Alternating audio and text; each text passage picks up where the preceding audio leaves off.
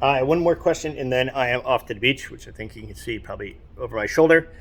And this question comes from Danielle Jeffers. Joe, are you familiar with Section 8 enough that you could speak about it? There's 5 question marks. I'm familiar with Section 8. I don't know if I can speak about it enough to equal 5 question marks. We tend to not really get a lot of Section 8 clients. So Section 8, from my understanding, a couple things with Section 8 is the unit has to be approved by Section 8 in those kind of government assistance programs. So they'll come in and inspect your unit and to make sure it's actually a safe place and a good candidate for a tenant. It also has to be fully legally compliant. So it depends on your municipality. In Philadelphia, we need a rental license. We need to have a lead safety test if the property's was built before 1978, and we need to get a rent suitability certificate. So you actually have all those items in place. And when they come in and inspect, it's really not a big deal. They might actually want you to have some GFI outlets. They want no broken tile, things of that nature. It's probably going to cost the landlord around $300-$400 to get his property up to speed. The average property up to speed for Section 8. So that's not really the big deal. The big deal for us is actually Section 8.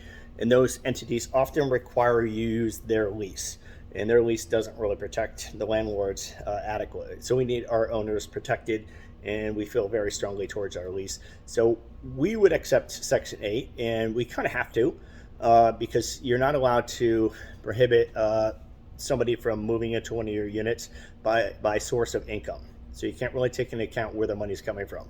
But Section 8 wouldn't take us, because we're going to say no, we're not going to use their lease, we're going to use our own lease.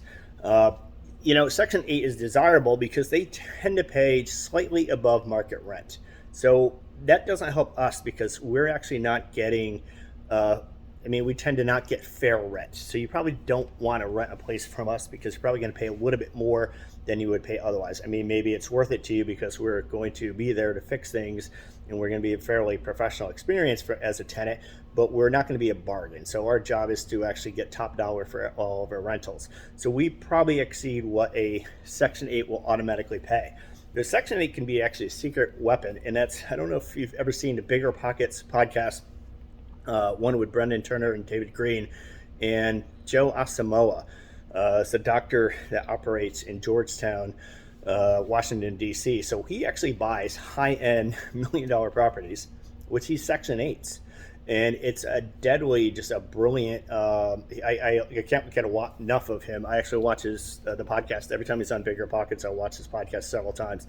Because what he's doing is basically Section 8, of course, won't prohibit what neighborhood you move into. So if you want to move into a lower rent area, that's fine. But if you want to move into, say, Philadelphia's nicest neighborhood, a Rittenhouse Square, a Fittler Square, Section 8 is absolutely not going to prohibit you from doing so. The thing about Fittler Square and Rittenhouse Square and some of the nicer Philadelphia neighborhoods in Old City, Society Hill, you're not going to really find a lot of Section 8 properties.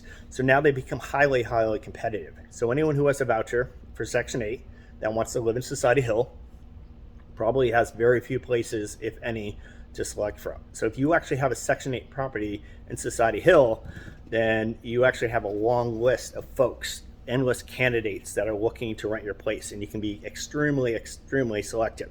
And what you really want to look for is folks that have been on the voucher system for a while. So you don't want somebody who's actually had a voucher and they are new to the system and they might screw up and they might make a mistake and lose their voucher.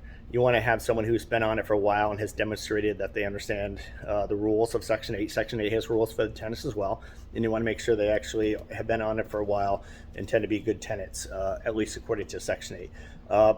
And the nice thing about it is the rents go up per postal code. So Section 8 that has valuations per area, and they obviously go way up for Society Hill, way up for Rittenhouse Square, way up for Fittler Square, neighborhoods like this. And this Joe Asamoah, Dr. Joe, is just brilliant because he's getting these multi-million-dollar properties. He's getting the massive equity that comes from it. He's getting the massive tax benefits.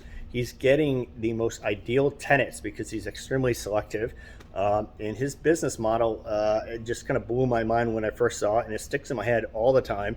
I'm not in his position to invest in, a hundred and $1.5 million property and to do what he's doing, but what he's doing is just brilliant. And so that's what I know about Section 8. I don't know if that's worth the 5 question marks or not. Maybe it's worth maybe 2.5 question marks, but hopefully that helps.